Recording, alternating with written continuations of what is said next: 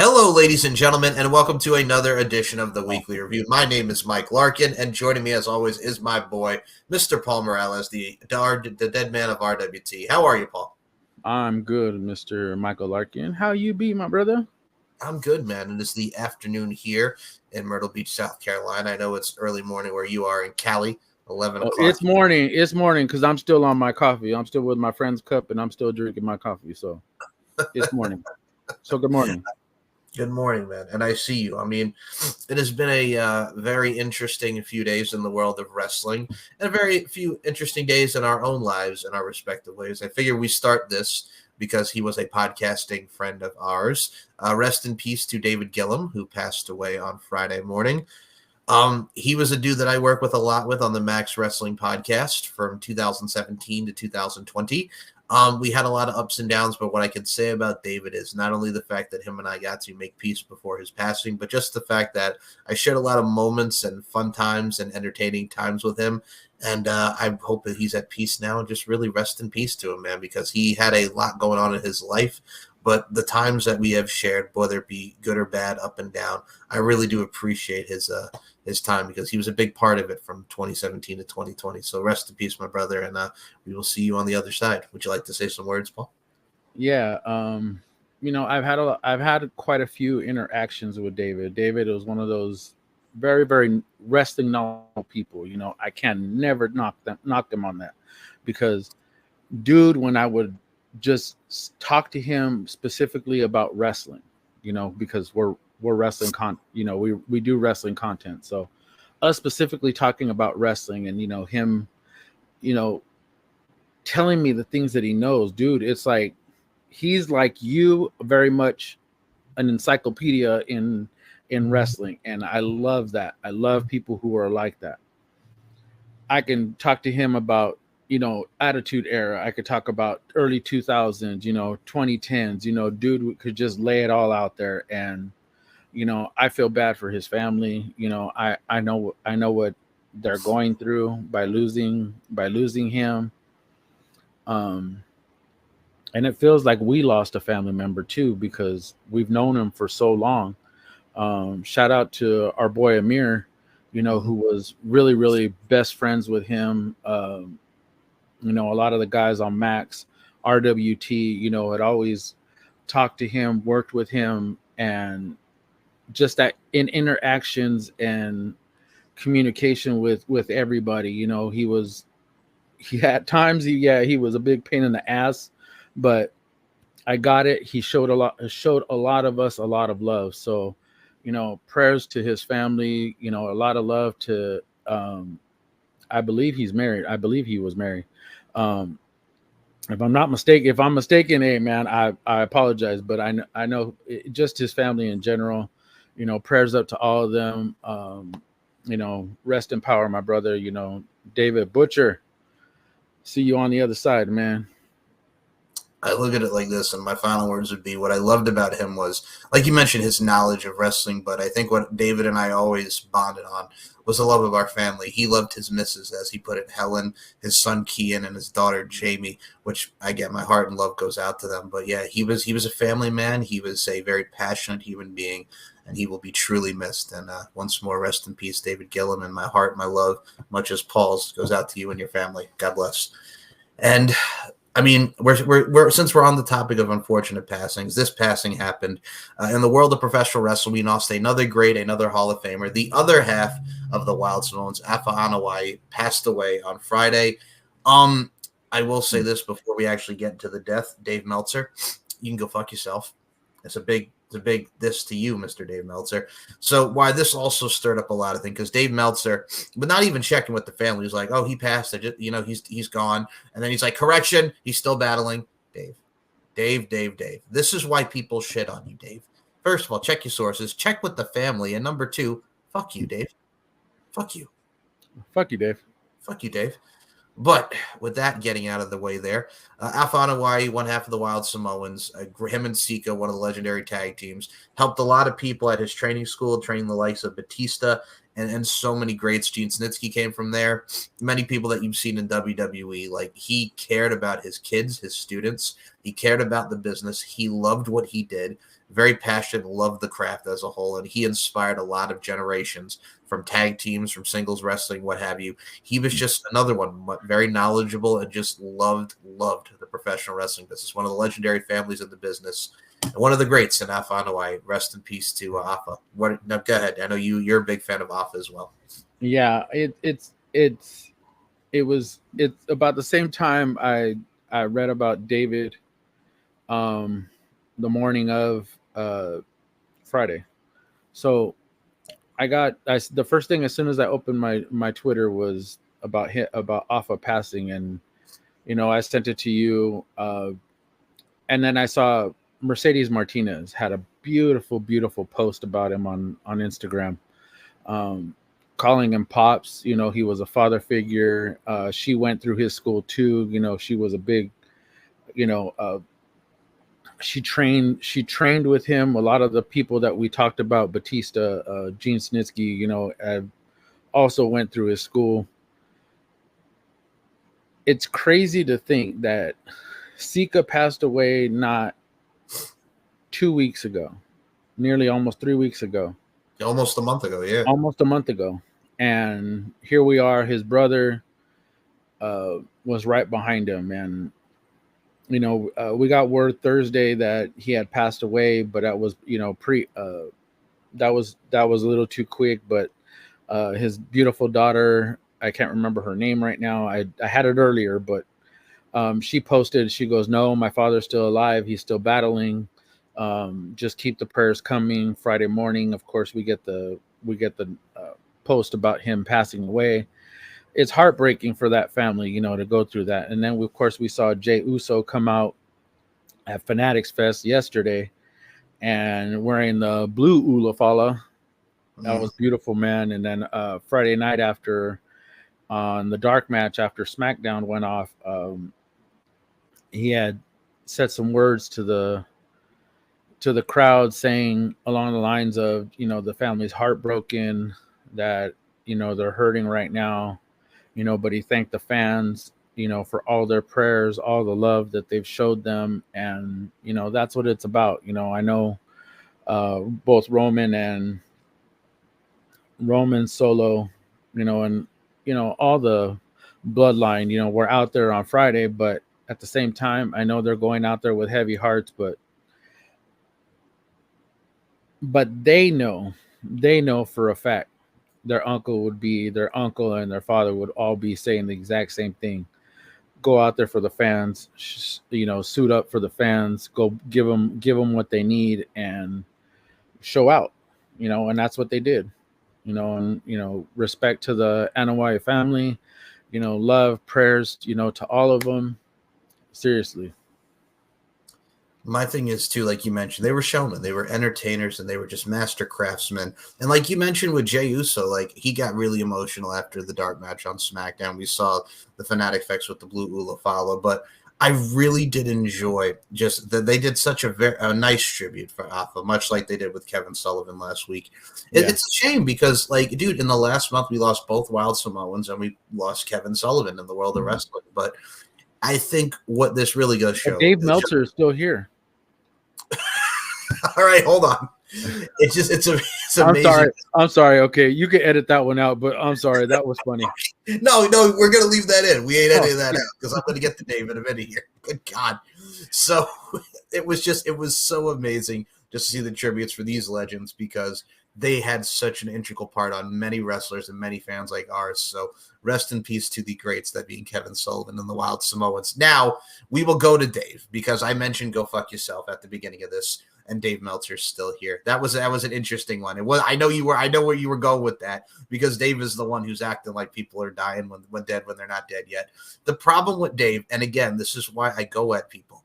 Why do you listen to this man for journalistic integrity after what we just saw and stuff that he says mostly is so inaccurate and incorrect? It's not even funny, and how biased he is towards a certain product. This is why people don't like Dave Meltzer. If you wonder why is everybody got to go after Meltzer? This is why, because he does bullshit like this. and he doesn't check with the fucking family, which is the ultimate disrespect. And what pisses people off is he didn't actually come out and either, number one, actually issue an apology, but he just wrote, oh, correction. It's not good enough, man. Actually have an apology. Have, for once in your life, Dave, have the balls to say, I'm sorry.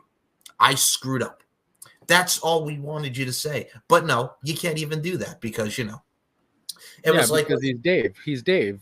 He just it's easier for him just to not say nothing, but then say something and then kind of retract it, kind of step back and say, oops, but not apologize for it. So, he fuck up, but that's not our fault. That's not anybody else's fault but his. So, people shit on him, and that's why, because he's a fucking dumbass.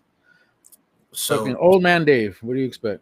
So we go from old man Dave, and dumbasses is a very integral part of our next topic of today's show, because Mercedes Monday. Oh boy. So here is the excerpt from the interview. So here we go. Can we roll that gif of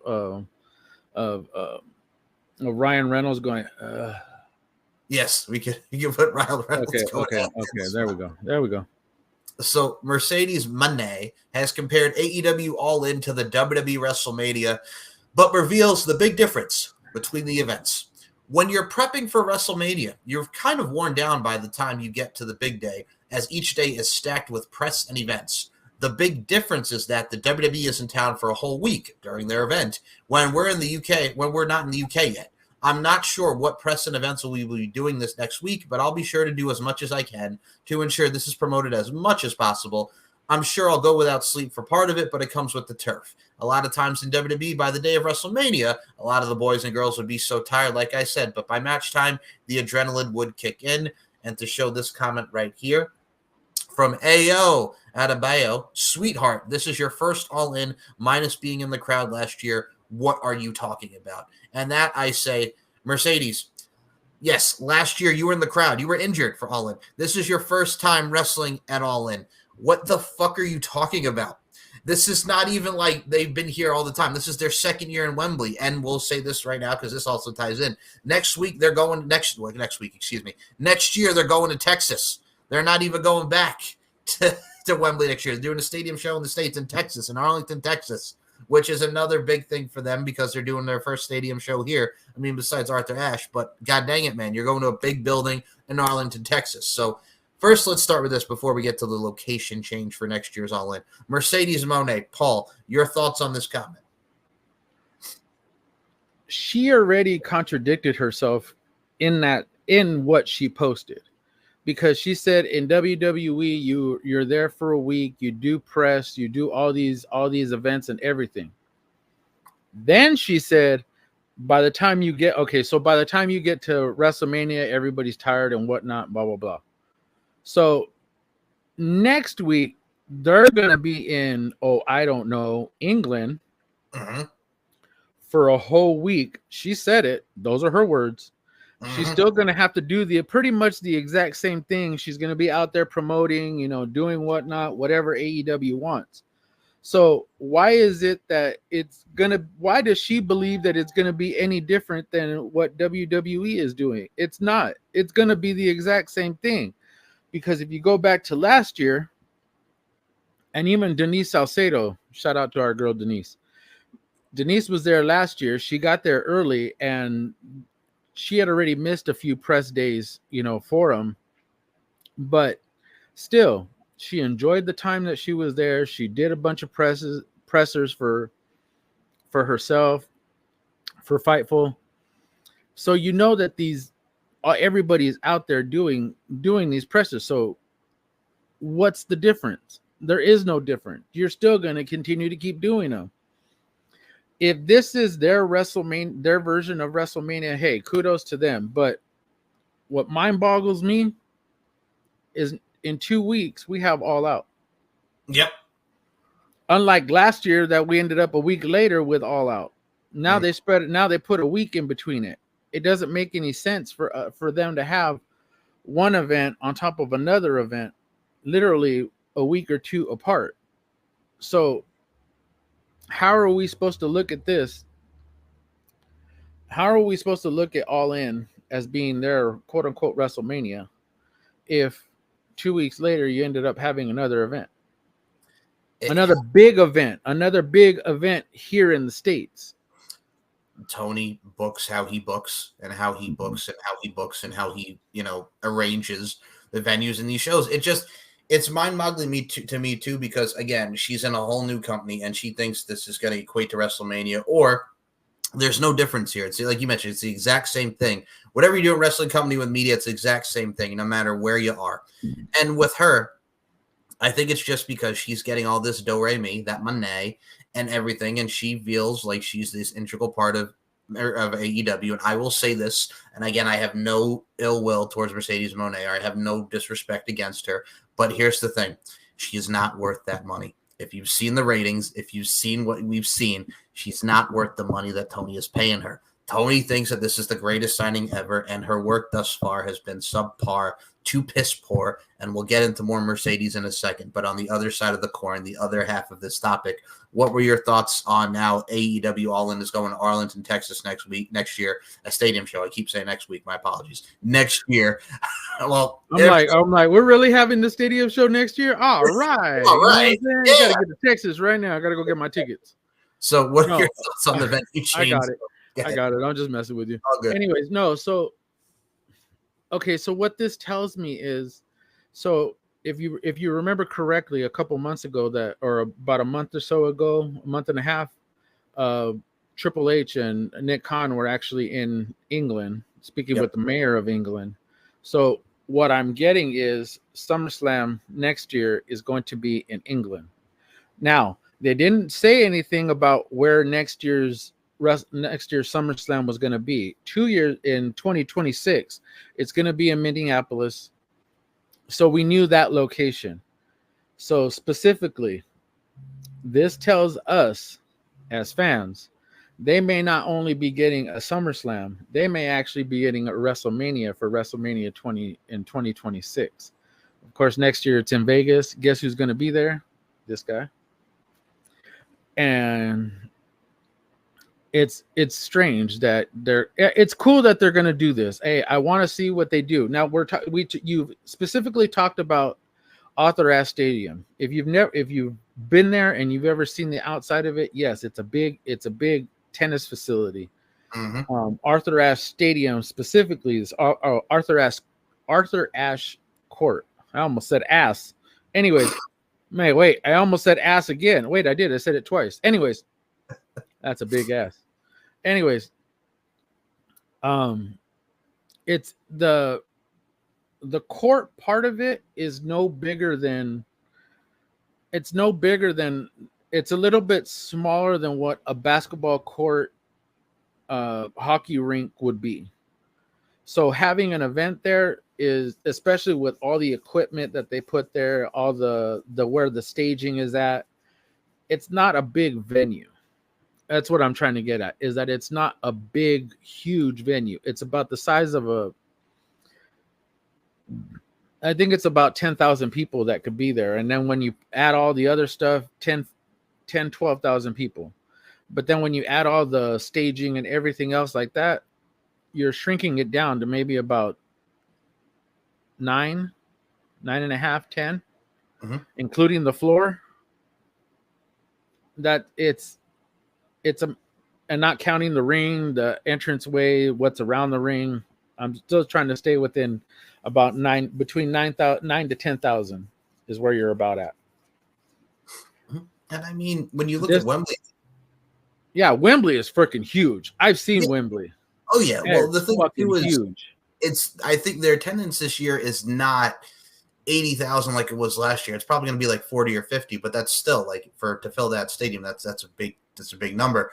But I mean, now we're going to Texas next year, like we mentioned. Triple H and Nick Khan met. I mean, SummerSlam in London to be the first time since 1992 that we saw, SummerSlam at a Wembley Stadium. So I mean, it's a huge deal, and I mean, I'm looking forward to seeing what they do. I mean, I know Texas has been a big market, and we'll talk about the events that happened in Texas at their vacancy there and everything that they did this week with Collision and whatnot, because there's a lot that went down. But I will say this: Texas is a state for professional wrestling. The Von Erichs, the Freebirds, from everything from WCCW. Now we got AEW in Texas next year. I think that's a good get for them, and I look forward to seeing how they build to next year's All In. But as you can see on the screen here, Mr. Palmarellis, we have some more Mercedes Money talk. So we will pull up to the Instagram side of things and our boy, Mr. Bully Ray, because he had a comment about Camille and her being the Diesel to the equivalent of Mercedes Monet's Shawn Michaels and the bodyguard. And I mean, we saw this in the match with Hikaru Shida. Here we go, man, because he would said this, everything was spot on. If you want to know how to treat Camille, just look up this one name. China. Treat Camille like China. Here's the first issue. Shida steps towards Camille on the floor. Camille backs up. You're a brand new enforcer. You're the brand new heavy in Mercedes Monet's act.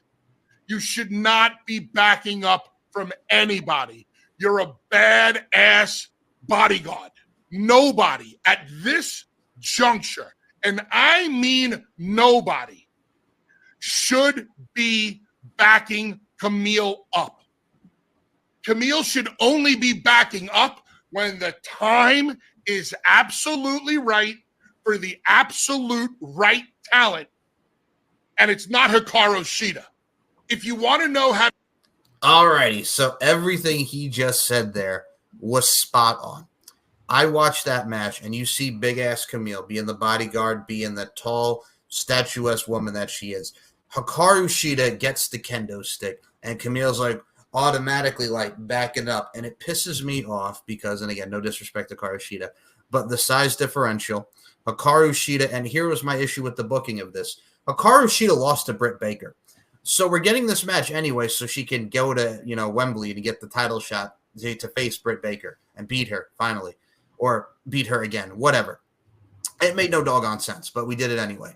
So Mercedes Moné wins. The match was not bad, but that one integral detail of Camille backing up. And I mean, we saw in Collision when Britt Baker beat Harley Cameron and then Camille came out, she actually booted her. They did that right with how they laid out Britt Baker. They did that correct last night on Collision, but the issue is in her early days, and much like China protecting Triple H, you know what I'm saying, and her being China, the powerful force, the ninth wonder of the world, Camille should not be backing up to a Hikaru Shida and already showing fear when she's only been with Sasha Banks, Mercedes Moné for about, 2 weeks? It made no doggone sense to me. Okay, so she came out with a kendo stick. Yes. What she should have done was take a swing at Camille, grab it under her armpit, and it hit her side, her pick it up, like under her arm, her curl under it, pull Shida towards her, and beat up Shida. Mm-hmm. That's what should have happened, but it didn't happen. What we got was what we got. Camille backing up, like, wait a second, you have a kendo stick. Whoa. Like she had no defense for it. So what amazes me is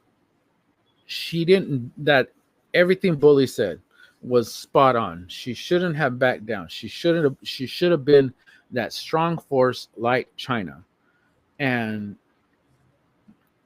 Shida should have just either hit her under it, either hit her under her arm, her grab it, toss it away, and then maybe start beating down Shida, or something along the lines of her not backing down of what happened.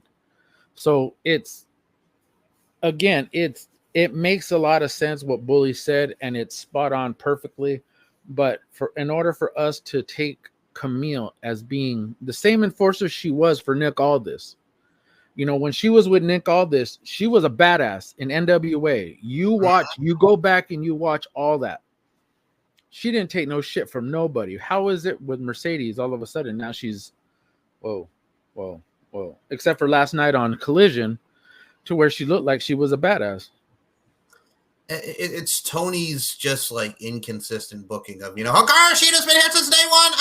So he wants to make the OG look strong against that newcomer Camille. But But at the same time, it's a disservice, and it hurts Camille to the fact it's like, wait a minute, now she's acting like some bitch assness up in here, and it just it's the inconsistency of, okay, we're gonna make her look like, got to back up here, and then but against Britt Baker, we're gonna make her look like the badass so she can help Mercedes Moné, and I don't get it, man. It's just it's how Tony thinks, and sometimes I just wonder how he thinks, which he doesn't, because he does it for the sickos, and it just is mind boggling to me. So yeah, but it amazes me like she took on Trevor Murdoch. I know. And she beat. I mean, mind you, it was a cool little thing that she did with Trevor Murdoch, but she hit him, and he was like, whoa, whoa, whoa. Why is it she's afraid of Sheeta? Why is she afraid of a kendo stick? Her and freaking Trevor Murdoch were going toe to toe with each other. Again, back to in my head, it doesn't make any sense as to making her look so weak in this process if she's supposed to be a badass. I'm going to take it back for people to 2010, so 14 years ago. And yes, I'm going to go back to the TNA days when they were feuding with Monday Night Raw and the early stages of the Monday Night War. There was a match, and tell me if you remember this wrestler, Japanese wrestler Hamada, who was tag team champions with Awesome Kong back in TNA. Yeah. When she wrestled Eric Young, and Eric Young was doing that World Elite stuff, and he was the badass. He wasn't Don't Fire Eric, comedic Eric Young. He wasn't doing the comedy stuff. He was, I'm serious. I'm going to beat your ass. I'm with Scott Hall and Kevin Nash. I'm with the World Elite, this foreign stable who was going after everyone in TNA, and Hamada, who was a badass, who teamed with Awesome Kong, known for her rep in Japan, who will take on anyone.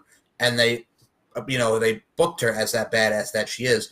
And she had probably one of the most underrated matches ever with Eric Young. There was a superplex spot in the match, and she went toe-to-toe with Eric Young, and she didn't back down from anybody, whether it be women or men. So that makes Hamada look strong. And the reaction she got with the fact that she almost beat Eric Young was awesome, because in that Impact Zone, people were behind Hamada, and she was very much a hot act at the time.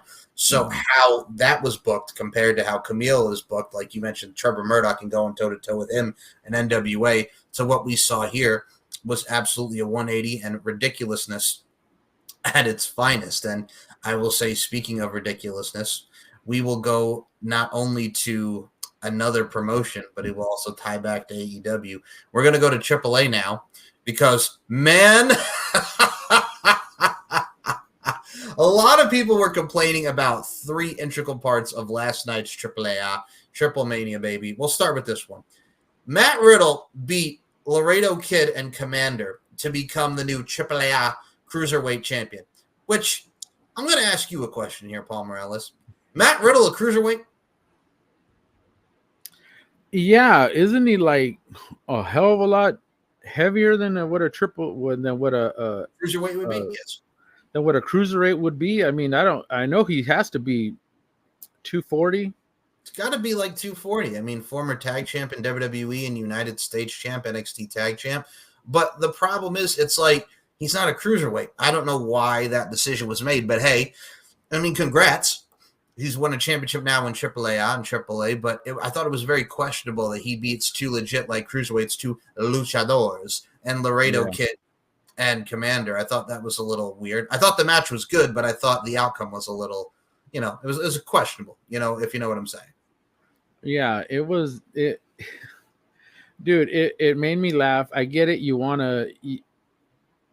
I get that they want to have a big name, and I want to say maybe he's sort of a big name if you really, really want to look at it. Mm-hmm.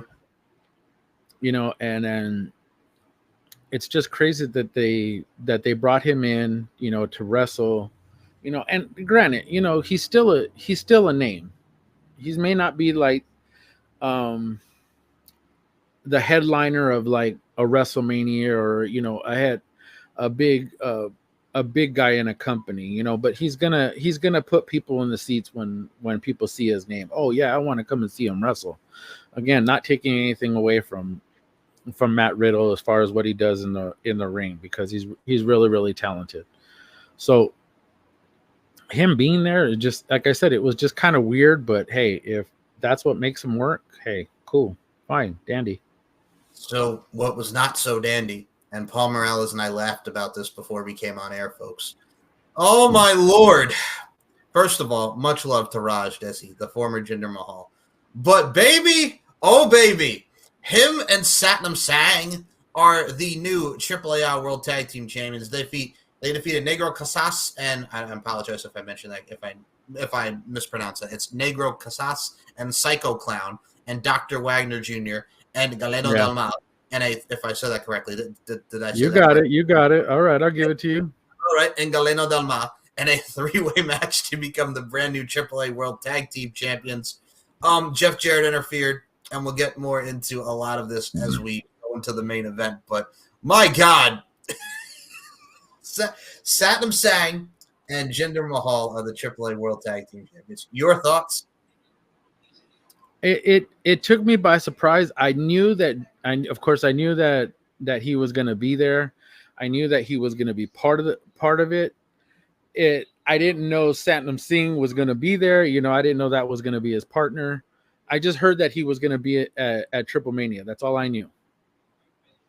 But Jeff Jarrett coming out, you know, them winning the tag team titles, you know, in AAA.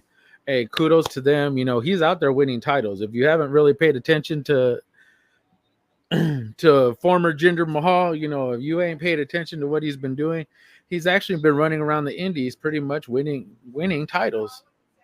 He's pulling a Matt Cardona, like he's pulling a Matt Cardona. That's where I was going to go next. I was like, he's trying to be that indie god, you know, and it's strange because Matt's going to end up coming back. Matt's, of course, we're going to end up seeing Jinder and Matt, you know, go at each other. So I'm here for it. I'm here to see what happens next. You know, this indie scene is getting pretty freaking crowded with a lot of former WWE guys, but they're out there doing their damn thing. They're out there making their money. They're out there getting their promotion.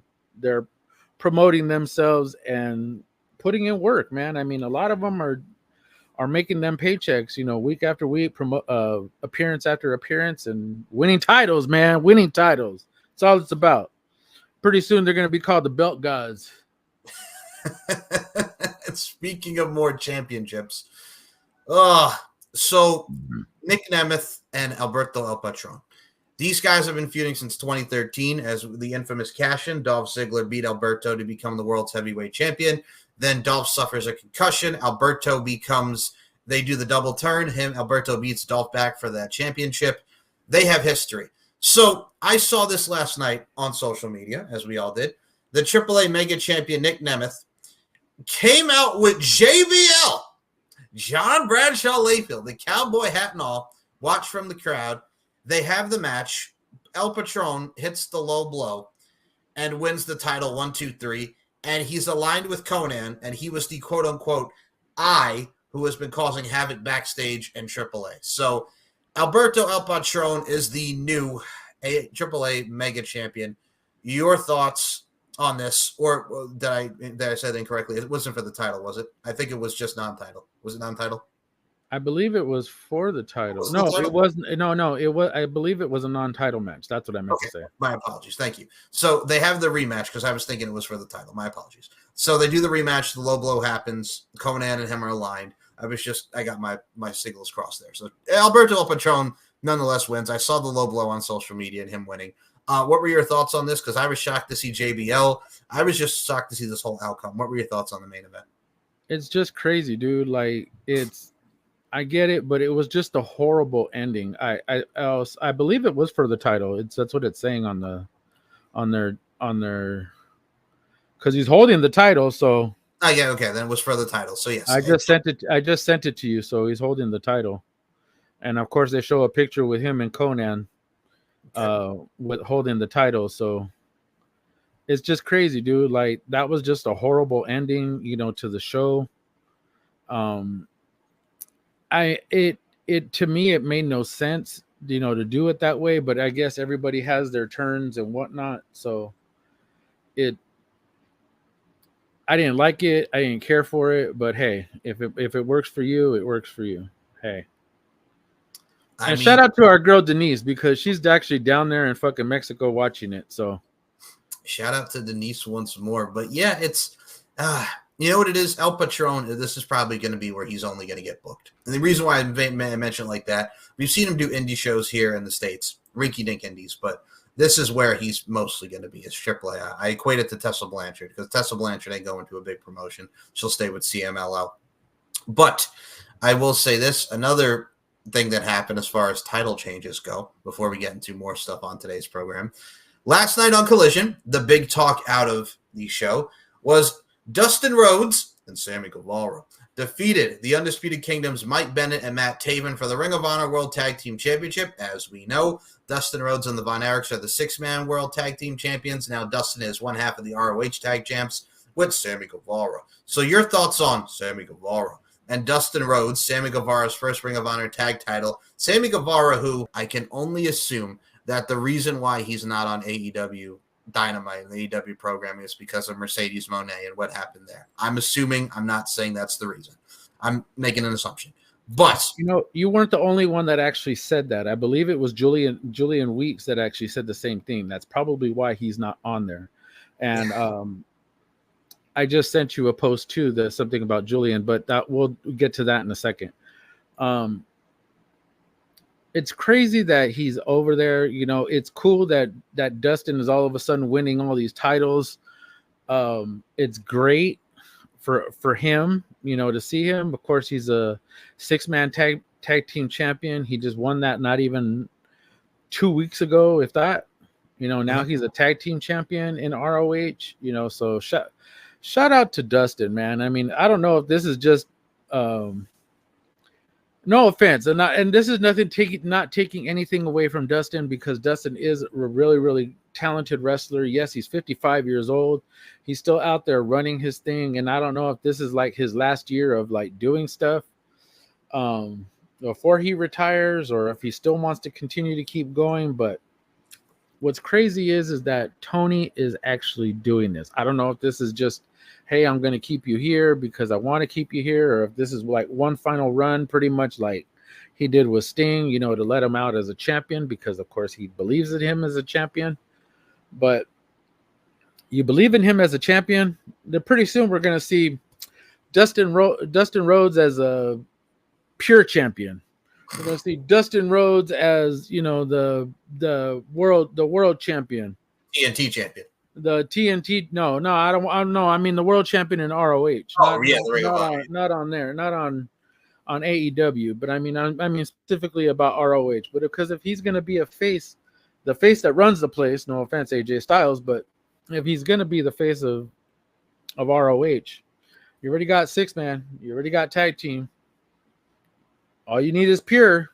All you need is the TV title. He's going to be a 5-time champion with a ROH world title. Hey, look, give him all the belts. So I will say this, with Sammy Guevara as well going to Ring of Honor, I mean, it's something for Sammy to do. I mean, we hear Ty Mello's going to be coming back soon, so she could be a part of the AW Women's Division and the TBS title and the Women's Championship Division. So I'm looking forward to seeing where their trajectory goes for both of their respective careers. And speaking of careers, let's talk about Bobby Lashley being a free agent before we move on to other topics here in today's forum. Bobby Lashley, him, MVP, free agents. Shelton Benjamin is also out there. I will say this, and we've been saying this numerous times on this show, Bobby Lashley, do not go to AEW. Put the three of them in TNA and have them be the new Beatdown Clan. Don't go to AEW. Yeah, they did a trade. They did a trademark for Hurt Syndicate. So I would like to see them go to TNA, because here's where I'm having an issue with is like, okay, say you go to AEW. You already have a roster that's already stacked, but underutilized, very underutilized. And even with two brands, even with ROH, two companies in under one umbrella, even with ROH being what it is, AEW being what it is. Tony, I need to speak to you for a second. Tony, you need to allow someone else to take over ROH. You need to keep both promotions separate. Stop trying to cross one over to the other. That's a Vince McMahon move. Mm-hmm. And the person that you hate is Vince McMahon. And So you're acting stop, and you love to criticize him. You love to talk shit about him. So please, for the love of God, stop trying to cross promote one over the other. And at the very least, if you're gonna try and have some sort of cohesiveness between ROH and AEW, please just separate the rosters, put these people here, put these people here, but let someone else run ROH. Let someone else do the day-to-day. You focus on AEW, let this other person focus on ROH, because the best things that are going on in ROH are not necessarily Tony's ideas. So whoever is running ROH, yes, Paul White is there. Paul White is this general manager or whatever that he is there. But I know he's not the one that's running things. So whoever is running it has Athena in one of the best spots that we've ever seen her in. Is running Mark Briscoe like crazy. You know, and he's doing his damn thing there. Of course, we have Dustin Rhodes. Speaking of Dustin Rhodes, you know, he's doing his thing there. But there's so much that's going on in ROH. Of course, none of us know what the hell's going on unless we follow it on X, follow it on Instagram, or follow it on YouTube, because not a lot of people are actually subscribed to that ROH Plus or ROH. The Honor Club and all that. Yeah. Club. That's the one I was thinking of. You know, and it sucks because they don't have a weekly show that's shown every week on anything other than that Honor Club. I mean, it is on YouTube, but I mean, you have to. I mean, I think they're like a week or two behind on it sometimes. Yeah, or you can watch like on their website, like the full episodes. That's it. But that's my thing, though, is like if you want these two companies to succeed, you have to give up control of one. You have to.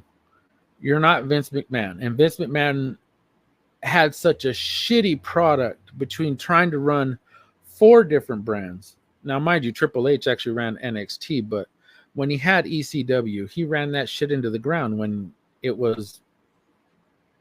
should have let somebody else run it. But given that he wanted to have his hands all up in it, you know, wanted to pretty much like how he usually is when he wants to have his hands all up on anything. He wants to have his say, but was reluctant to give up control. So I just think that he needs that. ROH needs to be its own entity, and it needs its own people there, away from Tony Khan. And Tony Khan can be like, here's the money. You just go do what you're gonna do. Because that's basically what he's doing in AEW, because he's paying people who shouldn't be there to be there. My thing too is this, and I will say this. People talked about this, and you and I mentioned this, and this will also tie in.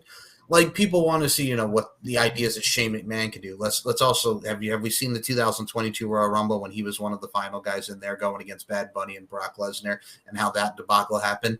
We saw it, and I think this is an interesting take. Like, how do you know that if Shane didn't come in, we would have saw what we saw with WWE in 2019? Because we remember Shane in 2019, the best in the world. The matches with Roman Reigns and him and Drew McIntyre against Roman and The Undertaker, the Miz feud. It's like, how do you know we wouldn't get some of that crapola that we saw then in AEW? So, I mean, it's an interesting perspective of like, what if Shane would even go there and what would happen there? So, I mean, we hear it, but how do you not know that Shane wouldn't do a lot of the bullshittery that we saw from back in the day? Because I think a lot of what he was doing there was under his dad's watch. So let's say for fuck's sake, let's say Shane McMahon actually is his own person that actually has his own thoughts. That's not shit that his dad did. Right. If he has his own thoughts, which a lot of people do, you know, Triple H, you know, had his own thoughts of how how to run NXT. Look at how it was ran. Look at how amazing that black and gold brand was. And then Vince gets a hold of it for 2.0. And then Vince gets a hold of it all of a sudden and makes it look like a shiny rainbow. It looks like an episode of Nickelodeon's Double Dare. Yeah, thank you. That's exactly what it looked like. And it was a clusterfuck of fuckery. But I believe that Shane, if given the opportunity, this isn't going back to the NXT or Raw Underground crap. Oh, Lord. That's not what I'm going at. But I mean, I believe genuinely Shane can have some really, really great input, can really have some really, really great ideas and thoughts that may have already happened before, but tweaking them, making them his own, making them better, not making them worse, obviously, but trying to tweak them to make them make things work in a different place, but making them work with the people that he has. I believe that Shane can do that. I believe that Shane can actually do some really, really good work in ROH if Tony decides, hey, guess what, Shane, I want you to come in. I want you to do whatever you want to do, but I want you to be able to just take your ideas. Maybe that was what the meeting was about. We don't know because we weren't there. We weren't ear hustling. We didn't have some microphone up under the table, to try and listen in on everything. But if they have ideas and they're good, hey, cool. If Shane gets to come in and be in ROH, hey, cool. If we end up seeing him next weekend in Wembley, hey, cool. I just want to see something good happen for ROH because we know ROH. We know the OG ROH. Yeah, I was there in 2005 when Bryan Danielson beat James Gibson, Jamie Noble for the title, the bouts with Takeshi Morishima, low-key and Jay Lethal feud, the Colt Cabana Homicide feud. Like, we know old school Ring of Honor, Christopher Daniels and Matt Sydal, AJ Styles and Jimmy Rave, God rest his soul. Like, there was so much good stuff in the early stages of Ring of Honor that we know the OG Ring of Honor. And I mean, like, I think people also forget with Shane, like, if you remember from the ECW documentary, like ECW on Sci-Fi, like Shane originally was the one who's like, hey, with everything that's going on with the internet, why don't we make this like a web show? Like, put it on the website. You know what I'm saying? Like, that was what he wanted to do. It's like, let's have this to be on the website, which would have been great. But then Vince got a hold of it and was like, no, we'll go to Sci-Fi and then we'll fuck it all up. Yeah, and that's my thing though, is like, if again, I believe Shane has really, really great ideas. We go back to what Vince used to do, is that he used to take ideas, listen to the ideas that people had, and then suffocate them and be like, nah, we're not going to go that route. I'm going to do what I want to do. I mean, and that type of shit, and it's like, fuck what everybody else thinks. I'm going to do what I'm going to do. Yeah, look at Luke Harper, for God's sake. God rest his soul, Paul. I mean, like, Vince wanted him to have a Southern drawl. And I mean, the Luke Harper character was great, but it's like, sir, I'm from Rochester, New York. If I do a Southern accent, it's going to sound terrible. And it did. So, I mean, we got Luke Harper the way it did, and it was great. But it's like, he had to put his foot down, like, I'm not doing a Southern accent. I'm from New York. It's going to sound terrible. So, I mean, that's Vince's vision, but he thinks of a lot of things like he did. But because if you look at Bray Wyatt, he had a natural act to actually change the way he spoke. Yes. Now, if you look at him as the Fiend, okay, I'm moving away from what that Bray Wyatt character was in the beginning, but he took what he was given, and oh my God, he ran with it. That's just character development in his own right, and he had a bit of a twang to his in the beginning, but as he slowly started to get into that Fiend character and that Bray Wyatt, you started to hear it disappear.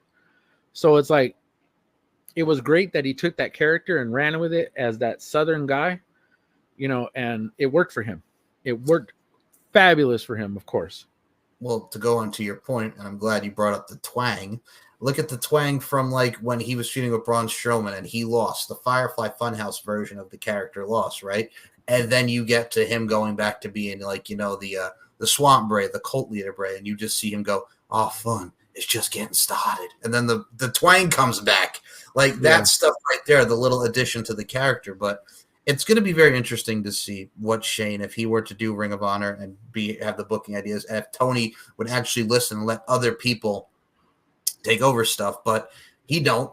And I mean, we're going to have a little involvement with Tony here because, as you can see on the Graham post, and I will put that photo, as Paul mentioned earlier, for Alberto with the title in that section of the show. You all guys will see it.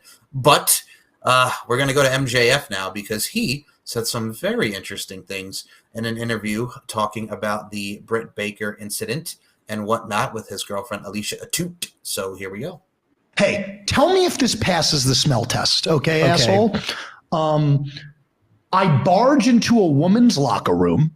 I scream in the face of an 110-pound woman, and then I physically threaten her by punching a wall in her vicinity, and I don't get suspended. Does that pass the smell test to you? I don't think there was enough corrections because almost everything that was written didn't happen. Okay. I have a feeling that this was blown out of proportion because all of the English wrestling commentary places that make money off of people like me who are far more rich and talented and handsome and humble need clickbait. I can sit here and I can tell you that Britt Baker versus Mercedes Moné at Wembley on August 25th is going to be an epic match. And we should all be excited to watch it. I don't have to like all my coworkers and that's fine. But yeah, dude, that was wild to read. Hey, tell me if this passes the smell test. Your thoughts on MJF's comments about the situation with himself, Britt Baker, and Alicia Atout? And I want to say that yes, that's what a lot of people had thought. We came on here last week. We said some things. I apologize for what we said, but the thing is that when we went off of everything that people were saying. We went off of what everybody else had already mentioned. And as the days went past our recording, you started to see like, okay, well, maybe this didn't happen. Maybe it happened outside the locker room, or maybe it was just an interaction that they had where he kind of blew up on her and then she blew up on him. Again, back to nobody knows the real story unless you were actually there. And if this was a beef between Alicia and Britt, you know, this was something that happened between them. That's just it, is that a lot of people have a lot of hearsay and as to, you know, what actually happened. Of course, we went along the lines of what everybody else did and read it. It wasn't necessarily clickbait because that's not what we led with, but the fact that we talked about it and we said some things about it, it happened.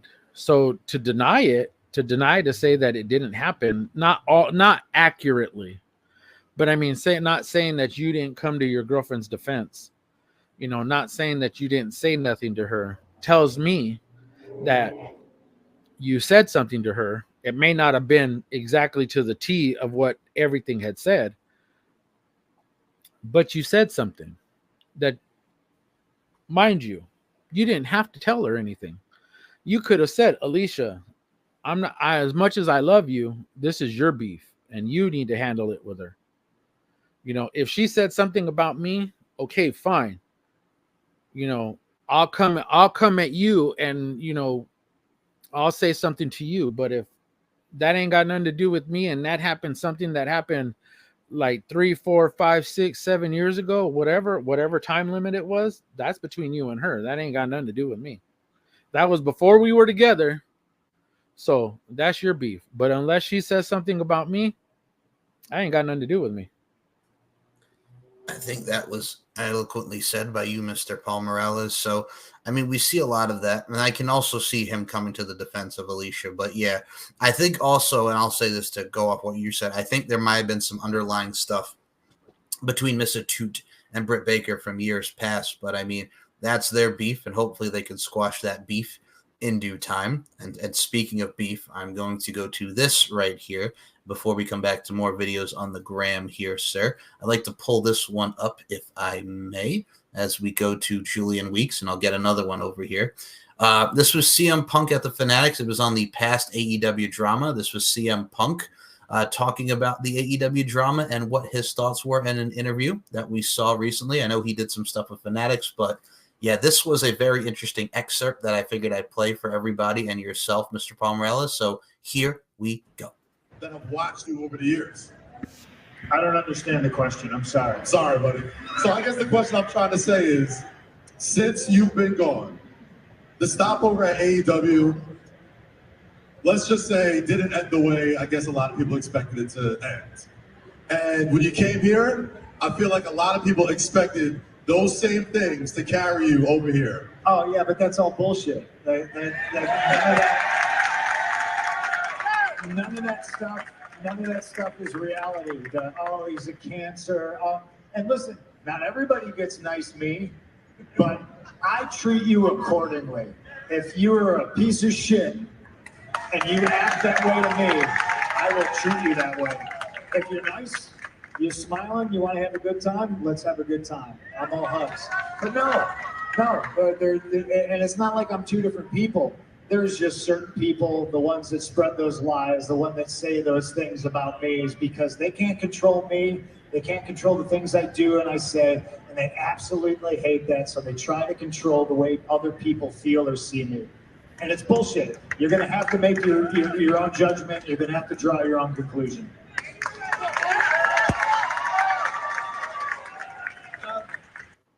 Your thoughts? I'm trying to understand why this is still a running topic. Like, dude, he ain't there no more. Like, he's not there anymore. Why is it such a huge thing? It's like you trying to, now that's fucking clickbait. Now that's baiting him into a question to get an answer out of him. And of course he's going to get, it isn't defensive. It's more or less like you get irritated by people asking the same question over and over again. Like, dude, he did the Sports Illustrated interview, and it's like he talked about the fight backstage. Then what did Tony do? He ended up fucking putting out the video. Why?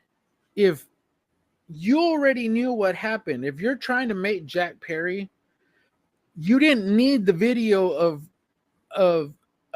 CM Punk going back there and talking shit and beating him up or what happened on the video. You didn't need that to make Jack Perry what he was. I could see in Phil's face, and you could see it in his tone, like, dude, we don't need to continue to keep harping on what happened then.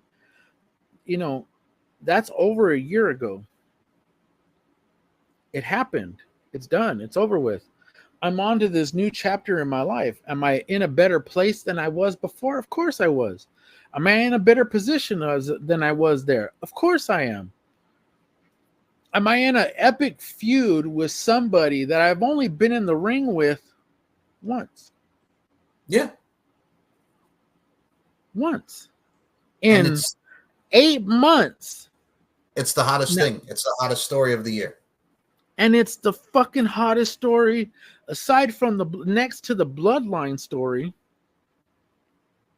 This is the hottest story in WWE for two people who have both been injured, have had interactions with each other, have continued to have promo after promo after promo on each other, shot on each other on social media, and have continued this feud to only have one match. This is epic. This is epic in wrestling, what we see him and Drew McIntyre doing. We've never seen that. Never in the history of wrestling have I ever seen two people have an 8-month, nearly 9-month feud and only have one fucking match. One.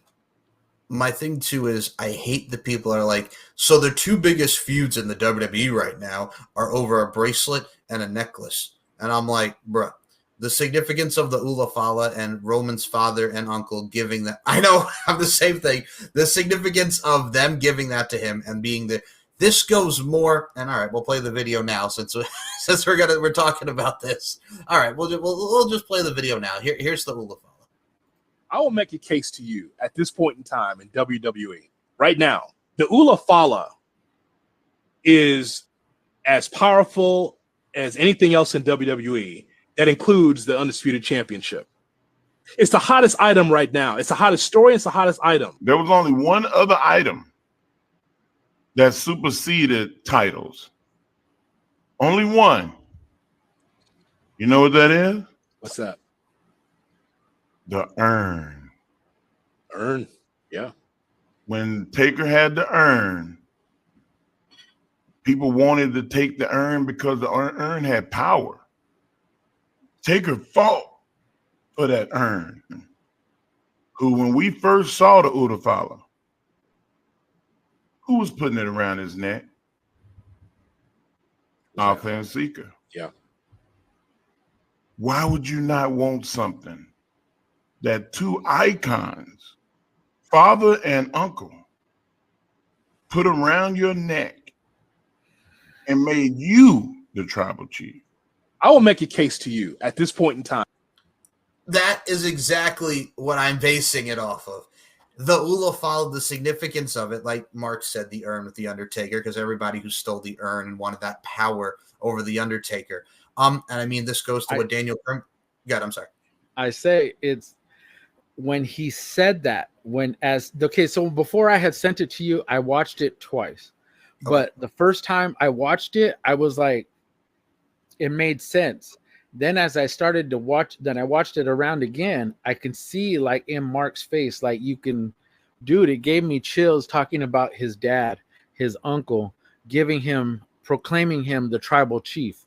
You remember it. You remember the video. You remember the episode of SmackDown when they ended up putting it over his head, telling him, you're proclaimed the tribal chief. And dude, it gave me chills just listening to Mark talk about it, especially talking about the urn. The urn was very much that symbol. You know as well as I do. As soon as Paul Bearer came out with that urn, he was holding it. He held it aloft, showing it off to get that power to the Undertaker. But everybody wanted that urn. Mick Foley, Kane, anybody who came in interaction with the Undertaker wanted to grab that urn. Because why? Because it was a symbol of what the Undertaker was. And of course, we already knew who the Undertaker was. He was, as my name says, the dead man. He was that guy. And he was the top guy in WWE. And that's what everybody wanted to go for. Much like Roman Reigns, how they want that Ulafala, people wanted that urn. So I love how we brought this up because Daniel Crimmins and I have an episode of Uncaged coming out this week when this very show will air. We watched the Great American Bash 2004 back. And mind you, as corny and as bad as the Undertaker versus the Dudleys and the Concrete Crip match was, the story of Paul Heyman having control of the Undertaker and the urn and kidnapping Paul Bearer. There was the significance of the urn and the holding the power over the Undertaker and that storyline. And I mean, again, to the people that don't understand the significance of the bracelet with AJ Lee, his wife's name, and his dog Larry on there, the Drew McIntyre having power over that just incenses Punk because that symbolizes two of his favorite people in the world, his family, so to speak, much like the Ulafala does with Roman, with Alpha and Sika and Solo Sikoa and what we're doing now. Like Paul mentioned on SmackDown and Roman Reigns and Jey Uso at the Hell in a Cell when Alpha and Sika presented him with the Ulafala. There's so many things that go into that. And for people that just don't get it or understand the significances, then go watch a fucking 5-star match. That's all I can say to you about that. You enjoy your 5-star matches or 7 stars, however you want to partake them. Dave. Yes, Dave, and how you perceive them. So it's stuff like that. So that video and that everything with that needed to be said. And what also needed to be said is we'll go back to Twitter here for a minute because we're all over the place. But gosh darn it, man, there's a lot of funny stuff in this week in wrestling. Shout out to Julian Weeks, Willow and Nick Jackson at the Fairfax Comic-Con. Oh My goodness, I saw this photo presented and I laughed my ass off, Mr. Paul Morales. You gotta love it. You gotta love it. It's it, it's hilarious. Willow's like, "You come," but Nick is like, "Fuck you." It just this photo cracked me up the entire time, and I love it. Like the whole image of this and her giving the finger to Stokely Hathaway in the photo, which I'm going to say this right now because we're about to get into All In. I don't know if we're going to predict, but we can talk about the card just because of the fact is I know he's going to add more matches, and it's going to be really tough to really touch upon this. And I'm going to leave this up on the screen because it's hilarious. So the matches we have now, the one match that they did announce, because we watched Collision. We knew it was going here. They just announced it's the Young Bucks, FTR, and the Acclaimed in a three-way tag team match. And I'm going to say this right now. Predictable. And if the Acclaimed does not win the tag titles, then what the hell is the point, Paul? Now, here's the thing, is that there's also someone actually mentioned, or no, speaking of people who mention stuff, Christopher Daniels actually said there's actually going to be a fourth team. So this will be 4 teams, not just the 3 that are listed. Oh, so there will be a fourth team on this. I believe it was on Instagram that he had said it. It might be on Twitter. So there will be a fourth mystery team. He didn't say who it was going to be, but there will be a fourth team. I would still like to see the Acclaim come out on top of it. You know, as for fuck's sake, it would be really, really great for them. You know, especially as hot as they've been. You know, they cooled off for a while after they lost the titles the last time, and then of course they cooled off when they lost the trios titles. But this just seems like the right time for them to actually reclaim. I see what you did there. Yeah, reclaim the titles. I think it's time for them. I think it's a good push for them. So what Paul's referring to, so I think the 4-way is for the trios title because it's a 4-way ladder match now for the trios championship. Okay, so the Patriarchy, the Bang Bang Gang, House of Black, and the mystery team, which we'll see who that is. But my thing is this. Okay, fine. I mean, I know House of Black and the Bang Bang Gang and the Patriarchy have really been like going at it. I'm kind of very and I know it's going to be a good ladder match, but I'm kind of very with that. Chris Jericho and Hook. If Hook loses, just go to NXT. Just like seriously, just go to NXT. I'm tired of this fucking feud. I say it each and every week on this show. I'm tired of this. Have Hook win the title back and just get it off of Chris. Go away, Chris. Yeah, I think I no. But in all reality, I think Hook will win it, and I think it would be good for him. But if Chris winds up winning this, oh my God, just let Hook go. Yep. Let Hook go. There's no point in him being there to feud for a title. You know, mind you, this is his dad's title. This is the title that his dad made famous. But for Jericho to continue on as champion makes no damn sense. Makes no sense whatsoever.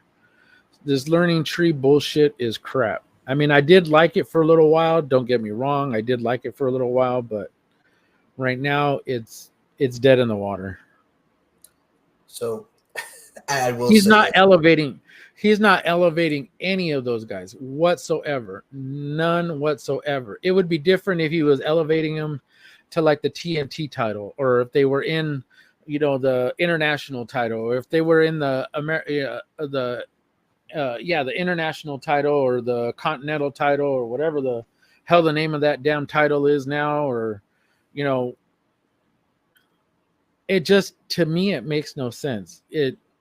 Especially if you're not putting them in like the tag team title scenes, because those guys could be tag team titles.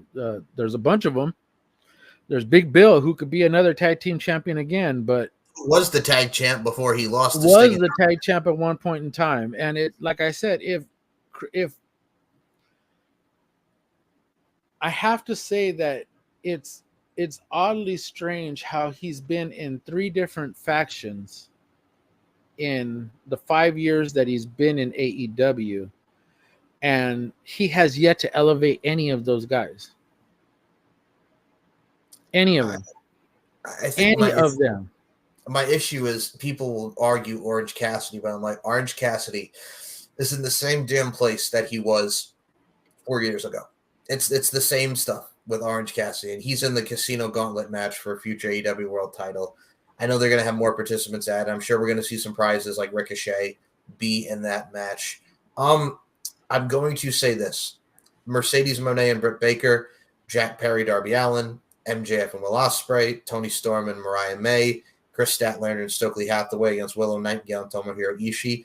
On our next show, as we get closer to Saturday, we will do more predictions and give our winners, but I figured we'd run down the card and look at this. The big thing I'm looking at with Shane and Bryan Danielson is I have two mindsets of, okay, the time of my life, the time of your life, the Green Day tribute from Dynamite. Beautifully done. My thing, though, is Shane and Bryan Danielson. And with Strickland, Shane Strickland, Swerve Strickland, I see him winning, and that's the it for Bryan Danielson because there's talk of Paige and Strickland at All Out, which makes incredibly sense. But here's my thing. Bryan Danielson, it reminds me of Sting because Tony made him win the World Tag Title on the way out.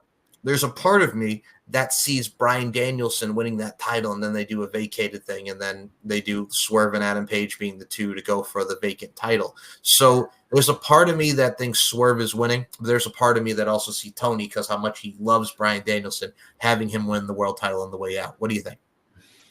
I would like to, you know what? I think if you look at how AEW has, look what they did with Sting. And I know you're not going to do it back to back. I understand you're not going to do it back to back to have him be a world champion and then do the exact same thing with Bryan Danielson. I think if this is his last hurrah and he's going to go out like this, either he's going to make Shane be that top guy, make him look great in the match, look fabulous in the match, and him go out as the champion, or it's not, or he's going to take the title off of him. I still think he's not going to finish until he does that dynasty thing in Japan after the new year. That's when I think he's going to leave wrestling. But if this is his last hurrah and he's deciding that this is it, then, it's an amazing career. It's been an amazing career. If this is it. For over 20 plus years, we've been seeing the progression and the evolution of Bryan Danielson, and I couldn't be more happier to see and be live for a lot of his matches, as were you. So it's great to see such a great career just being celebrated, and the legacy of it will live on forever. And I wanted to give that as a little preview because the next time you will hear from us is we will be doing our all-in predictions this week for the show, a little prediction show for you guys. So to end it off, we will touch base on some of the highlights from Raw and the weekend wrestling from SmackDown and whatnot. The big thing from Raw for me, my God, Braun Breaker and Sami Zayn, 2 out of 3 falls. That match was fantastic. Like the throw that he threw him into the chair, the timekeeper's chair. Oh my God, by the ring announcers over there. Braun Breaker is a specimen. He looked like he broke him. He looked like he broke him in half. In half. From the start, from Sami getting the first fall, Braun getting the second, and then that spear out of midair was perfection. They made a star in Braun Breaker. That match was so good. That match just took it to another level. That was by far the best match on a really, really good. Now I'm not saying great. It was a really, really good episode of Raw, but I'm glad that they did it. I'm glad that they allowed these two. And now, mind you, it was only 20 minutes, but still, in 20 minutes for them to go out there and do what they did, man, they killed it. The story they told was absolutely fantastic. And this moves on Sami and Jay to go after the Judgment Day for the tag titles, which I'm all for. Yeet, and then the whole, whatever. Yeet, that handshake is tremendous. And I mean, dude, we got to do that. We got to be like, Yeet. So, so we also had, Xavier Woods, and we're going to get the 6-man next week with the Final Testament. If they don't pull the trigger on the heel turn there, they're nuts. They're absolutely nuts. I think the heel turn's coming. I think what needs to be done is I need Big E here. I need Big E here. I need Big E to come into this to say, you see what he's doing. You see where he's getting into your head. And I get it. Kofi's doing what he's doing, but if we don't get this heel turn and him go to the Final Testament, not Kofi, but if we don't get Xavier going to the Final Testament, him and Kofi kind of going at each other, this would be all for naught. But I want to see something good come out of this. I want to see something prolonged come out of this. I just want to see something great come out of this. That's all I want for both of these guys. I need an Xavier Woods championship run is what I need. I'm here for that too. I mean, he's been with the WWE for almost 12 plus years. And I mean, Kofi's been there even longer. So the two of them finally having a blow-off match, I think would be epic. And I mean, people just don't realize how good and underrated Xavier Woods is from his days as Consequences Creed in TNA and teaming with Jay Lethal as the Lethal Consequences. I mean, my God, man, like, give that dude some love and show him the respect that he deserves. And I mean, I'm going to say this because a lot of people made fun of the name. And I know Damage Control are baby faces now. And love goes out to Dakota Kai because she is going to be out for 8 to 10 weeks. Which breaks me because, again, the poor girl's hurt. 8 to 10 weeks, Dakota Kai, speedy recovery. So now we have Io and Kyrie. And they're against, I'm going to say this. What are your thoughts on the name? Because, I got to go there. People made fun of it. Sonya Deville, Shayna Baszler, and Zoe Stark are the Pure Fusion Collective. What are your thoughts on the name? I don't have a problem with the name. I don't have as much of a problem with the name as a lot of other people do. I have no issue with it either. I think it's great. Again, if you shorten it and go PFC, hey, cool. We're the PFC. Not everybody says New World Order. Right, they were the NWO. They're the NWO. Not everybody calls them by their name. New Quarter Catch Crew. Not everybody says the full name. It's just NQCC. Yeah, exactly. And it's FTR. What the fuck is FTR? For the revival. Fuck the revival. See? Revival. See, so nobody's actually saying the full name. So I don't understand why you can't just abbreviate it and everybody be, hey, let's go along our merry way. But you got a bunch of people who want to gripe and complain about, what's being said. The problem, and first of all, I got to say, I love the trio of them. I think they're going to do amazing work. I like the fact that they added Sonya to it because you got the two mixed martial arts girls and Shayna and Sonya. Then you got Zoe, who's a badass and tough in her own right. I think having Damage Control as baby faces is the right call because I think, again, going against them, their greatest baby faces, Io and Kyrie, are a great team. If we've seen their tenure in NXT together.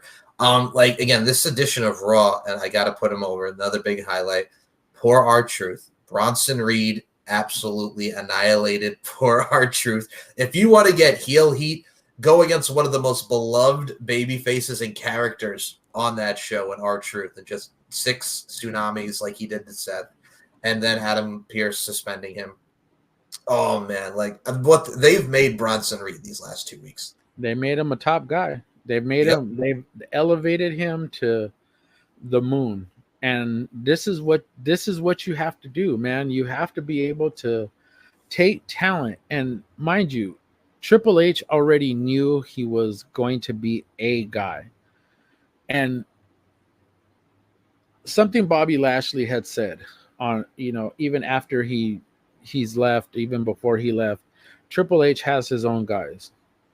But you can't be mad that he has his own guys. Is that he sees the potential in a lot of these guys. He sees them as being the top guy away from the mentality that Vince had.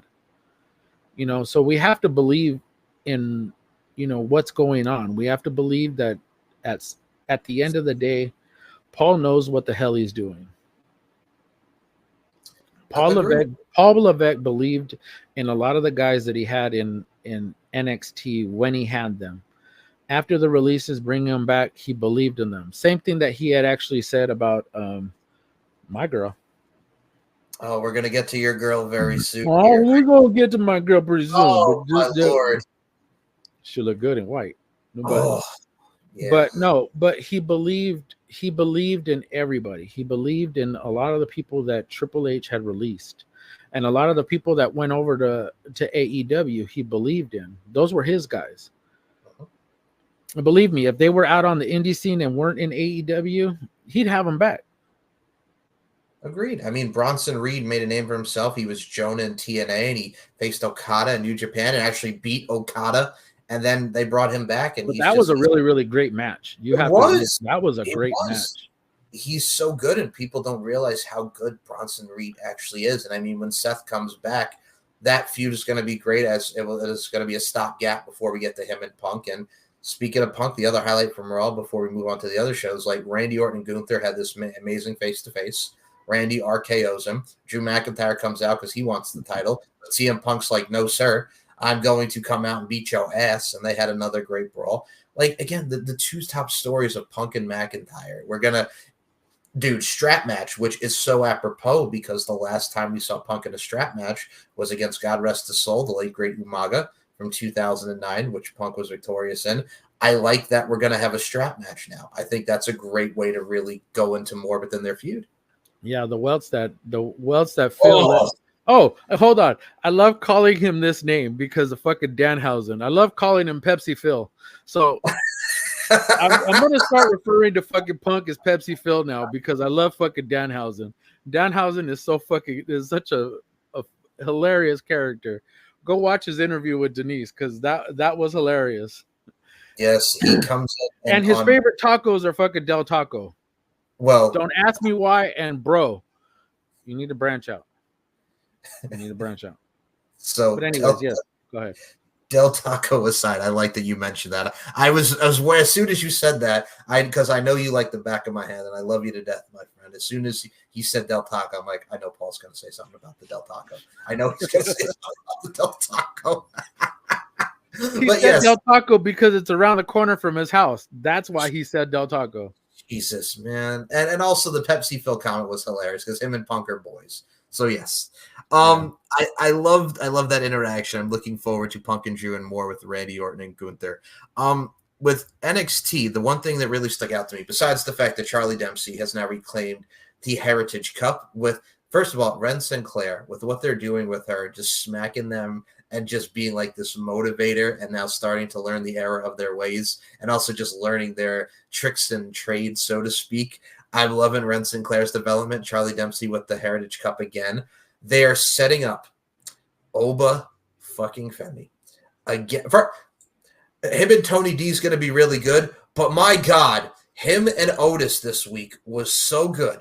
The power bomb, he lifted Otis. Otis got him out of the ring the first time we see Oba Femi off his feet. Like, those two had a great match. It was so underrated. And Oba Femi is just such a freaking star. We had Wesley, who wants the title. Him and Joe Hendry want to go after Ethan Page. Like, I'm loving the trajectory of the heel arc. But can I just say, when we get Wesley against Zachary Wentz, how good that's going to be when we get to that matchup at No Mercy. Yeah, that's going to be an epic match. And I don't care. I just let them go. Yep. I know Sean is just going to let them go at it because that's going to be awesome. And Oba Femi, man, him and Otis killed it. I mean, I wasn't expecting Otis to do the things that he did, but man, he went down there and he killed it. He was fucking great. And congratulations are in order to Chase U, Ridge Holland, and Andre Chase winning the tag titles. I think what was telling for me is like the aftermath of that was Duke Hudson was just like, it's not me, but I'm clapping for them. It's not me, but I'm clapping for them. And the way he's been looking at his facials, he's going to turn on Chase U. Oh, yeah. I know at some point in time he's going to cost him those titles, but right now I would just. And I'm happy for Rich. I would like to, you know what? I would like to see Duke and Oba Femi. I would really like that. I would really like to see Duke Hudson and Obafemi actually go at each other. I believe that'll be one of those matches that you'll just be like, okay, I see you, Sean. I see what you're doing, but man, that would be, because Duke Hudson has come a long way in a while. That's the same. It's how I equate my feelings to Ridge Holland. It's like, can we all stop booing Ridge? Look, the Big E thing happened, and it's very, very unfortunate. And Big E and him have talked, and he forgave him for it. He doesn't blame Rich. It's unfortunate. It was a freak accident. But stop hating the man, because he has worked his ass off from being in the Brawling Brutes to making this character work of, okay, trust me, I'm with you. I'm with you. You can trust me. I know I have my issues, but you could trust me. And he's earned their trust, quote unquote. So the Ridge Holland story trajectory is really, really good for what they're doing with that, and it makes sense. And this is his first ever championship in the WWE. So I love how Ridge Holland has worked his way back up. And speaking of working the ways back up, we're going to mention it because Paul was salivating over it, and I too, because this woman is absolutely fantastic, fabulous, and is absolutely stunning. That our girl Nia came out. The Queen came out all in white, and she was looking good. And my God, just drooling emoji. The drooling emoji. That woman, so she comes out. Tiffany does the celebration. People were complaining. Oh, is Vince McMahon back? Pretty Deadly. That's their character. They're flamboyant. They want to do Pretty Deadly, the musical. It's the Pretty Deadly, hence the name. They're pretty guys, but also at the same time, they're great wrestlers and they can kick your ass. They're former NXT UK Tag Team Champions. They're former NXT Tag Team Champions. They can wrestle. They can work. But that's the gimmick. They're funny. They're entertaining. It's supposed to be like that. Is Vince back? No, they're playing their characters. That's the characters of Pretty Deadly. And it was funny. The whole segment was funny, and it made sense for Mia Yim to come out because Mia Yim's got beef with Nia. And for her being her first challenger next week, I could not be more excited for Mia Yim and Nia Jax. Like, I'm here for it, man.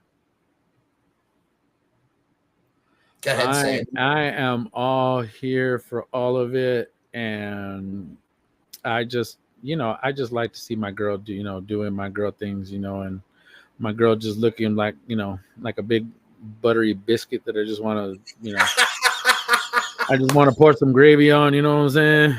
I want to pour some biscuits and gravy. That's all I want. Speaking of what I had for breakfast this morning, I actually had biscuits and gravy, but that's a whole nother story. But she looked like a buttermilk biscuit, and I just love to pour some gravy all up over her. You know what I'm saying? Yes. Did biscuits and gravy make you a man like Jesse and Festus? Oh man. Oh yeah. But Nia Jax looking fine as wine, doing her thing. Dude, I love the interaction. Like, the big stories really on SmackDown was we got the Street Profits now going for the tag titles against the Bloodline. Blair Davenport, I'm liking the feud with Blair Davenport and Alba Fire and Isla Dawn against Bianca, Jade, and Naomi. That's really good. Like, everything on SmackDown was on par. LA Knight and Santos Escobar. LA Knight, yeah, great first match for him to go against Santos. Carmelo Hayes finally got the win over Andrade, and they're still going to have more. Like, that brawl was insane. And can I just say something? This is the feud I never thought I would want, but Carmelo Hayes and Andrade, this is their third matchup. So good. So good. I've been really enjoying this feud, Paul. Oh, my God, dude. They are killing it for being just – and now, mind you, they're not going for a title. I just like matches that just have feuds. Feuds are good. Feuds fuel the fire to – they don't need a title, much like Drew and Pepsi Phil. Yep. Much like what they have, it just to have feuds go on and not have a title involved are great because people get to see great wrestling and it tells stories. That's all it has to be, and what came of it, but man, it was just awesome. The other thing that was awesome on Friday night was that damn tag team match to be number one contenders for the tag team titles. Holy hell. You cannot tell me Street Profits, DIY, fucking killed it. The near falls, the storytelling of just they hit each other with their finishers, the meet them in the middle. These two, it showed, and people can talk about the too many near falls, whatever. The story of this was they DIY wants their tag titles back. The Street Profits are like, we haven't held the title in like 2 or 3 years. We want the titles back. These were two teams that wanted the tag team championships back. And it doesn't matter if they're both baby faces, what have you, it hit. And the Street Profits have had issues with the Bloodline. Like, this is right for the picking, and it's awesome. Give me more of this. Yeah, give me more of this. And I would love to see the Street Profits actually get those titles back. Because right now it makes them look like viable contenders. It looks like they can just go out flat out, do the work that they were intended to do. I mean, and granted, all the stuff that they had with Bobby Lashley was just kind of like there, but I would love to see them be in something, be in a storyline that works for them. Eventually, at some point in time, I would love to see them go their separate ways, but still be a tag team, if that makes sense. Oh, agreed. And I think Montez Ford, when he breaks up from the pack, is going to be great. Same with both of them. But right now, they gel so well. And I give me more Street Profits. We want the smoke. Give me more DIY. And final thing from SmackDown, Roman Reigns, the overall face-to-face with Solo. Solo's like, hey, if you want the Ula Fala, come take it. They have this brawl. He takes out Tama Tonga. He gets the better of them, the spears and everything. And then all of a sudden, the man with the boot. This man legit has a boot on his foot, but he said, fuck that shit. Super kick. Jacob Fatu makes his return. They triple powerbomb him Shield style through the announce table. They take out Roman. They triple powerbomb him in the ring. They legit had Roman come in, get the thing. You think that pop. Let's talk about the pop first. When he picked up the Ula Fala and he put it around his neck, and everybody's like, yeah. Because they're like, he had an orgasm. No offense, but homie looked like he had it. Homie looked like he just had a good orgasm. That's all I'm saying. He did. He looked like, oh my God, I got it back. Like, oh my God, she was so good. Oh my God, oh my God, it was so good. Oh my God, oh my God, oh my God, oh my God, it was so good. It was so good. And then Jacob Fatu does the interference in the run-in, and then the Bloodline, Solo, Jacob Fatu, and Tama Tonga stand tall over Roman to end the show. Dude, I'm hooked. That was a great way to set it off. Roman beats him up last week. They get the return this week. Perfect. I thought it was kind of, I don't know if anybody actually saw it. There was actually a piece of the Ula Fala that was actually on the ring. I saw that. Yes, I noticed that too. And I was like, oh man, I hope that's not the one that The Rock gave Cody. Yeah. Oops. Spoiler alert. Spoiler alert. But yeah, no, that was a great way to end SmackDown. And I think a great way to end the show. I got to play one more video. And you son of a gun, we're going to play it from the Instagram front. So let's talk about not Sam, Bully Ray talking with Sam Roberts.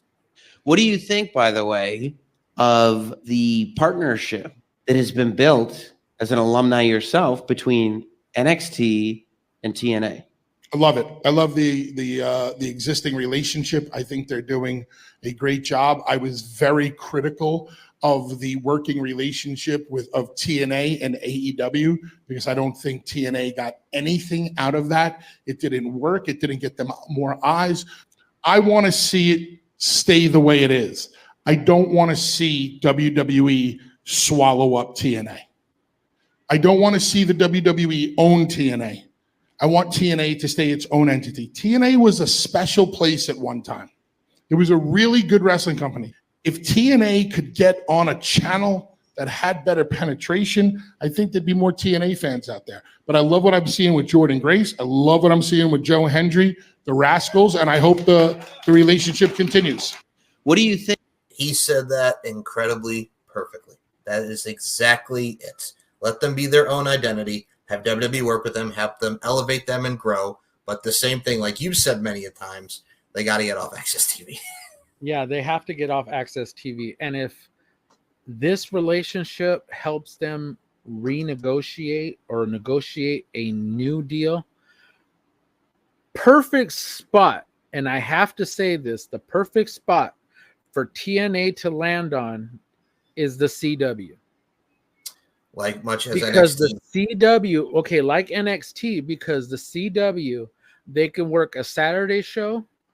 They could work some live shows if they have to, but also do like the NWA is doing, because if you go on the CW website, that's where the NWA is actually showing. So you could still have TNA Plus. You could still have that TNA run, stuff to do the pay-per-views and whatnot on there, but you could also have them run on the CW, because that would be the perfect landing spot for them. It's nationally known. It's a national brand, and it's worldwide. You're not just looking at something that's just specifically to one cable company that not everybody gets. You understand? That. You don't want to be on someone like Spike, on Spike TV or whatever it is now, and watching it. Yeah, Paramount Network or GCW or Great American Country Network. You want to be on a network that people can get, that it's on basic cable and people can get. And not everybody needs to have cable. It could be on a freaking antenna that's hooked up to your damn TV, and it runs every week. And it, again, back to, it's a platform for them to be seen week after week after week. They don't always have to do Thursday shows too. The thing too is, I think with TNA, first of all, I love the CW idea, because not only NXT is there, but NWA, like you mentioned. And that, like I said, that's the reason why I mentioned it, was because TNA is already on. I mean, AEW's. I mean, NWA. No, NWA. NWA is already there, and NXT is already there. Those are the two I was trying to mention. God damn it! See, this is what I get for listening to you. God damn it, you're over here confuzzling me. We're in a kerfluffle, but no, yeah, it's kerfluffle. It's one of those things too. All as well. This fuckery and fuck that you keep throwing at me. But no, TNA, when it used to be on Spike, the first network for men, which is now Paramount, that was a big deal, because you had the Ultimate Fighter that succeeded it right after that. Like right after Impact, it was the Ultimate Fighter. So I had UFC on the network too. But then it all changed for TNA, and we're going on 10 years of this now, when they went to Destination America, and a lot of people didn't have Destination America. Yeah. And then they went to Pop TV, and not a lot of people had Pop TV. And then they were on the Pursuit Network, which a lot of people didn't have, and they were on Twitch for a lot of the time period too, where people could watch it on Twitch. Yeah, but that was during the time that GCW or global GFW Global Force Wrestling, and whatnot, and a lot of that crap we could kind of set to the side, because I like to go what Bully Ray actually said, and them go back to the traditional way it was. If they can get off of Access, leave New Japan on there, let New Japan have their own thing on Access, but they need to get on a network that's a little bit more worldwide, that has a little bit more significance. At least in the States, you're getting seen.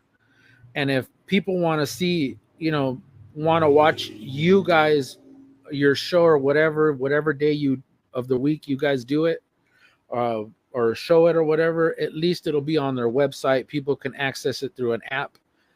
That's where it will help them from that standpoint. Well, look at WoW. They get some worldwide. Look at WoW. WoW Women of Wrestling is not on Access TV anymore. It's like on, I think down here, it's like Channel 4, which was like WGN. Like, they're not on Access anymore. Like, they're syndicated. They're on syndicated TV. Out here it's CBS, because it's a local affiliate of theirs that they have out here. It's called KCAL 9. So it's for us, we get to watch it every week at 11 p.m. But it replays on Sunday mornings on CBS. So for us, it's different. We get to see it at various times, but again, you get it off of Access. You get it on a national televised network, and it helps you out. Exactly. And I think this whole partnership has just been great thus far. And I really can't wait to see more WWE and TNA interaction from NXT going forward. And again, folks, it's a good time for professional wrestling. So this week you will get 2 shows. You will get the weekly review, like we touched here, and we will have probably record during the week the prediction show, where we will be predicting All In, which will air this Saturday at 11 a.m. is the kickoff. So for you, it's 8 a.m. Excuse me, where you are, and the show starts here for us. It's 1 p.m., which is 10 a.m. your time. I see. I know you're gonna have your coffee. I'll be ready. like this. I'll be like this. I'll be like this. I'll be messaging Dazzy and be like, "Hey, man, what time is it there, man? Y'all having dinner?" Yeah. Well, no, he'll be there. Shout out to our boy Oh, Dazzy. he's going to All In. Oh, okay. Well then, fuck you, Dazzy. You're over here trying to be all like I'm cool and everything. Look at me and Pierre going to the show. Let me get a beer and let me go to the show. All right. All right. So Shout yes, out to you, John. Dazzy. Yes, we love you, Dazzy. Dazzy and John, aka Beer, enjoy your time at Wembley Stadium for All In. Hey, Beer, have a beer for me. I like your style. So check out the weekly review each and every week. That's the title of the show. And our predictions will be recorded this week. So before we get on out of here, Paul Morales, where can we follow you on the socials? The floor is yours. Of course, man. You see the name right there. See that name right there? Deadman of RWT. A couple of them are actually the Deadman of RWT, which I may change that. No, never mind. I'll keep it the way it is. The Deadman of RWT, of course, that's me. You can find me on X. You can find me on YouTube, of course, where I have uploaded all this. Our previous shows. You can find me on TikTok. You can find me on there, and of course, you can find me with that knucklehead over there. Sorry, my bad. That knucklehead over there on this stream, all over his. And of course, we will be back here soon with our next predictions. And of course, Mr. Michael Larkin, the floor is yours, sir. So if you want to check out this show, it's Mike Larkin 92. We are halfway to 1K. We are almost to 1K. Keep subscribing and liking and commenting. We hope you enjoy. You can check out SM Show 1 or MCL92 on Twitter, Larkin_92 and MLarkinMB on the Instagram front. Steve at MikeShow.com, LFCfights.com. The YouTube channel brings you the weekly review. Uncaged with myself and Daniel Crimmins. Our episode on the Great American Bash Show floor will be out this week. We are almost done with season 4. Nicola, Robert, and I will be back in the lab soon, with deep into the heart of wrestling with our shows and whatnot. The Pop Culture History Podcast, Steve and Mike Show as well. On the Mic with Mike, LFC Podcast, all is on the YouTube channel. And we thank you so much for listening to the weekly review. For Paul Morales, my name is Mike Larkin. Thank you so much. And we will see you in our predictions for All In. And, well, once more to add, rest in peace, David Gillum, a.k.a. The Butcher, and rest in peace to the late, great Alpha. Thank you for listening. Peace.